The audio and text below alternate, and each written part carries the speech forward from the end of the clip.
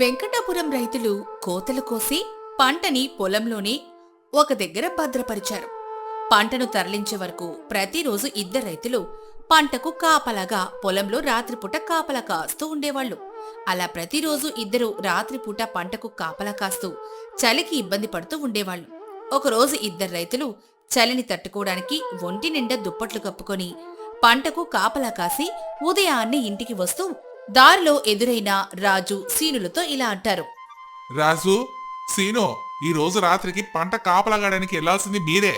కాబట్టి పగటిపూట కాస్త విశ్రాంతి తీసుకొని రాత్రికి కాపలాకెళ్ళండి. బాబాయ్, ఇవాళ చలి ఎక్కువగా ఉన్నట్లుంది. దుప్పట్లు గట్టిగా చుట్టుకొని వస్తున్నారు. అవును రాజు, చలి కాస్త ఎక్కువగానే ఉంది. దాన్ని తట్టుకోవడానికే ఈ దుప్పట్లు. మీరు కూడా రాత్రికి చలికి తట్టుకోవడానికి తగిన ఏర్పాటు చేసుకుని వెళ్ళండి, లేదంటే చాలా ఇబ్బంది పడిపోతారు. అలాగే బాబాయ్, మా జాగ్రత్తలో మేము ఉంటాంలే, మీరెళ్ళండి అని రైతుల్ని పంపించేశారు సీను, రాజు. ఇక ఇద్దరు రాత్రికి ఏ విధంగా కాపలా కాయాలనే విషయం గురించి మాట్లాడుకుంటారు. రాజు, మనం కూడా రాత్రికి దుప్పట్లు తీసుకుని వెళ్దాంరా. రాత్రుళ్ళు చలి తీవ్రత చాలా ఎక్కువగా ఉంటుందిరా సీను. దుప్పట్లతో కొద్దిగా ఇబ్బంది. చలిమంటేద్దామంటే పంటకి ఏమైనా ప్రమాదం జరుగుతుందేమోనని భయం. మరి ఏం చేద్దాం? అర్ధరాత్రి చేయడానికి ఏమీ లేదు, కాబట్టి మనం కూడా వాళ్ళలాగే దుప్పట్లు కప్పుకొని వెళ్దాం. సరే, అలాగే చేద్దాం అని ఇద్దరూ ఇంటికెళ్ళిపోతారు. అదే రోజు రాత్రి రాజు, సీను పంటకి కాపలా కాయడానికి ఇద్దరు దుప్పట్టు తీసుకుని పంట దగ్గరికి కాపలా కాయడానికి వెళ్తారు. పొలం దగ్గరకొచ్చి పంట చుట్టూ తిరిగి అంతా సక్రమంగా ఉందా లేదా అని చూసుకుంటారు. తర్వాత ఇద్దరు ఒక దగ్గర కూర్చొని, పొద్దున్న బాబాయ్ చెప్తే ఏమో అనుకున్నాన్రా, కానీ చలి విపరీతంగానే ఉంది. మనకి ఈ విధంగా ఉందంటే ముసలి వాళ్ళ పరిస్థితి ఏమిటి అని మాట్లాడుకుంటూ కాపలా కాస్తూ ఉంటారు. వెంకటాపురం ఊరి చివర పంట పొలాల దగ్గరగా ఒక ముసలమ్మ గుడిసెలో నివాసం ఉంటుంది. సీను, రాజు ఆ గుడిసె వైపే చూస్తారు. అంతా చీకటిగా కనిపిస్తుంది. ఆ గుడిసెలో ఉండే ముసలమ్మ నిద్రపోయినట్టుంది. మొత్తం చీకటిగా కనిపిస్తోంది. ఈ సమయంలో ఎవరైనా మేల్కొనుంటారా? అందులోనూ పెద్దావిడ ఈ పాటికి మంచి నిద్రలో ఉంటుంది. ఒకప్పుడు ఈ ముసలమ్మ ఆ గుడిసెలోనే చిన్న హోటల్ని నడిపేది. రైతులందరూ అక్కడే టిఫిన్లు గట్రా చేసేవాళ్లు. వయసు పైబడేసరికి ఆమె చేయలేకపోతోంది. నిజమేరా, ఆ ముసలమ్మ మెలకువతో ఉంటే కాస్త టీ పెట్టమని అడిగేవాళ్ళం. సర్లే, ఈ పూటకి ఇలాగే కానిద్దాం. అటువైపు చూడు అంటూ పంట చుట్టూ తిరుగుతూ కాపలా కాస్తూ ఉంటారు. సమయం అర్ధరాత్రి దాటుతుంది. ఉన్నట్టుండి ముసలమ్మ గుడిసెలో కాంతులు కనపడుతూ ఉంటాయి. సీను, ఆ ముసలమ్మ లేచినట్టుందిరా. గుడిసెలో వెలుతురు కనిపిస్తోంది. వెళ్ళి టీ పెట్టుమని అడుగుదామా? ఈ సమయంలో ఆ ముసలమ్మ దగ్గర పాలున్నాయో లేదోరా. మనం అనవసరంగా ఆమెను ఇబ్బంది పెట్టిన వాళ్ళం అవుతాం. ఓకే, వద్దులేరా, డబ్బులిద్దాం. చూస్తున్నావుగా చలికి ఎలా వణుకుతున్నామో. టీ తాగితే కాస్త ఒంట్లో వేడి పుడుతుంది. సరే సరే, పదా, ఒకసారి అడిగి చూద్దాం అని ముసలమ్మ గుడిసె దగ్గరికి నడుస్తూ వస్తారు. వచ్చి కిటికీలో నుంచి లోపలికి చూస్తారు. లోపల ముసలమ్మ పొయ్యి మీద వంట చేస్తూ కూరగాయలు తరుగుతూ కనిపిస్తుంది. అది చూసిన రాజు, సీను ఆశ్చర్యానికి గురై, అరే రాజు, ఈ ముసలమ్మకి పిచ్చేమైనా పట్టిందా? ఈ అర్ధరాత్రి సమయంలో వంట చేస్తుందేందిరా?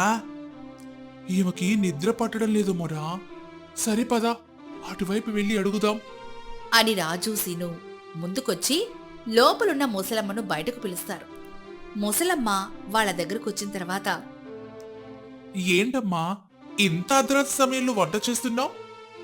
కాసేపట్లో ఇంటికి అతిథులొస్తారు, వారి కోసమే ఈ ఏర్పాటు చేస్తున్నాను. నాకు తెలిసి మీకు బంధువులెవరూ లేరే.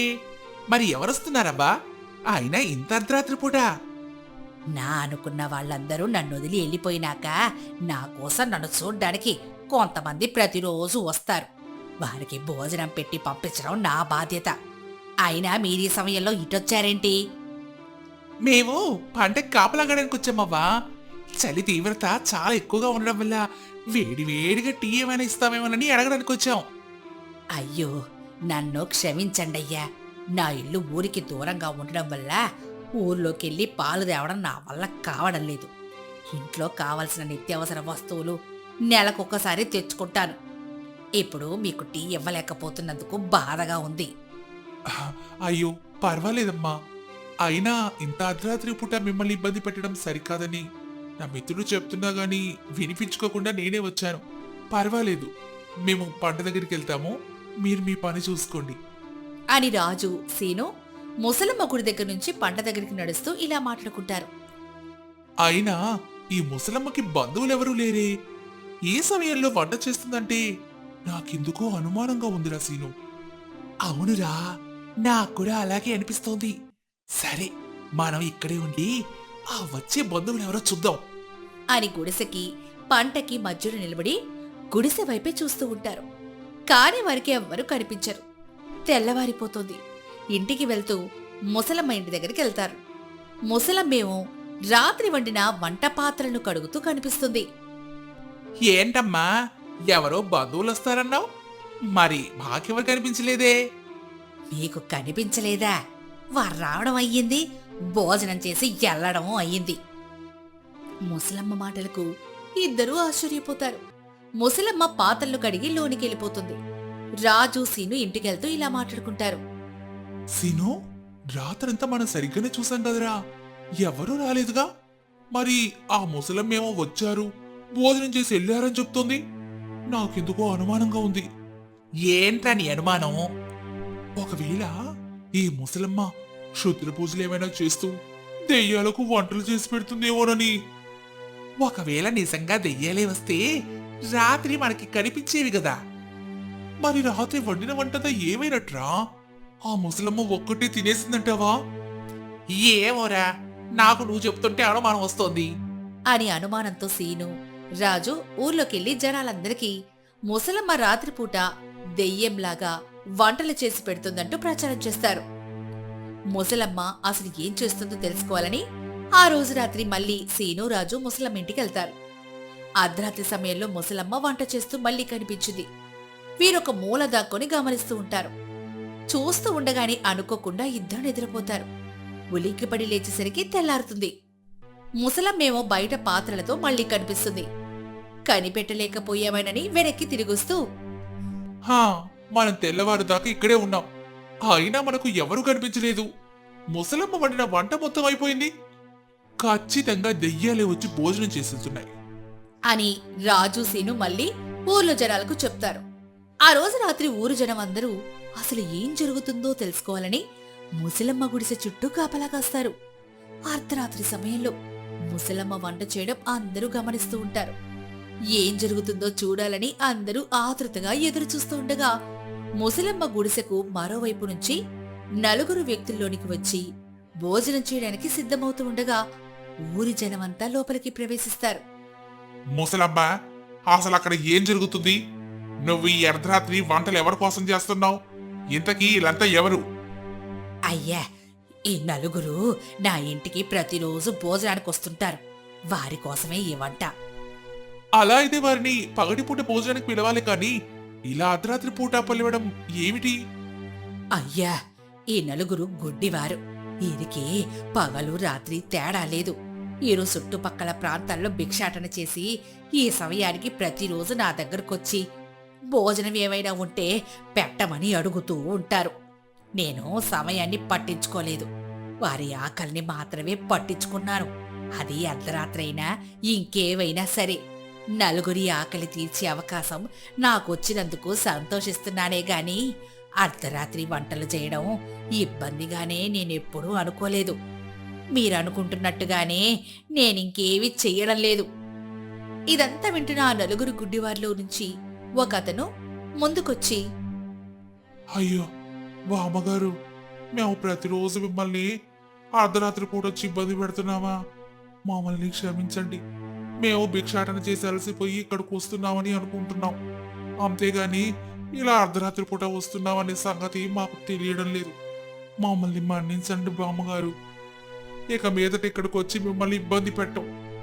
అయ్యో, అదేవి లేదు బాబు. ఎవరూ లేని నా జీవితానికి మీరే నాకు బంధువులుగా మారారు. మీరు ప్రతిరోజు ఇక్కడికి రావాలి, కడుపు నిండా భోజనం చేసి వెళ్ళాలి. అప్పుడే నాకు మనశ్శాంతి కలుగుతుంది మేము గుడ్డివారమని మా కుటుంబ సభ్యులు మమ్మల్ని వదిలించుకున్నారు. కానీ మా మీద ప్రేమతో నువ్వు మాకు తల్లిగా మారావు. నీ రుణం ఎన్నటికీ తీర్చుకోలేవు. ఈ నలుగురికి సేవ చేసే భాగ్యం కల్పించిన ఆ భగవంతుడికి నేను నిత్యం కృతజ్ఞతలు చెప్పుకుంటూనే ఉంటాను. మానవ సేవే మాధవ సేవ. వారి మాటలు విన్న ఊరి జనానికి కళ్ళు చెమర్చుతాయి. ఎవరూ లేని ముసలమ్మ ఆ నలుగురిని తన బిడ్డలుగా భావించి వారికి కడుపు నింపుతుంది. కుటుంబం వదిలేసిన ఆ గుడ్డివారు ఆ ముసలమ్మను తల్లిగా స్వీకరించారు లేనిపోని అపోహలతో మనం ముసలమ్మని అనుమానించాం అని ఊరి జనం ముందు తలదించుకుని ఉండగా వార్ల నుంచి రాజు ముందుకొచ్చి, బామ్మగారు, మిమ్మల్ని మేము అనవసరంగా అనుమానించి మిమ్మల్ని పరీక్షించడానికి ఇలా వచ్చాం. ఇలా రావడానికి కూడా ఒక విధంగా మంచి జరుగుతుంది. ఇక మీదట మీకు ఎవరు లేరని బాధపడద్దు. మీరు చేసే మానవ సేవలో మేం కూడా పాలు పంచుకుంటాం. ఇక మీదట మీకు కావలసిన నిత్యావసర సరుకులన్నింటినీ మేమే పంపిస్తాం. మమ్మల్ని కూడా మీ బిడ్డలుగా భావించి మీ సేవలో భాగం పంచుకొనివ్వండి.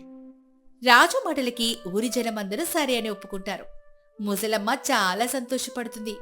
ఆ రోజు నుంచి వెంకటాపురం నుంచి రోజుకొక కుటుంబం ఆ ముసలమ్మ గుడిసెకు నిత్యావసర సరుకులను పంపిస్తూ ఉంటారు. ముసలమ్మ వాటితో ఆకలి అంటూ వచ్చిన ప్రతి వారికి ఆకలి తీరుస్తూ ఉంది.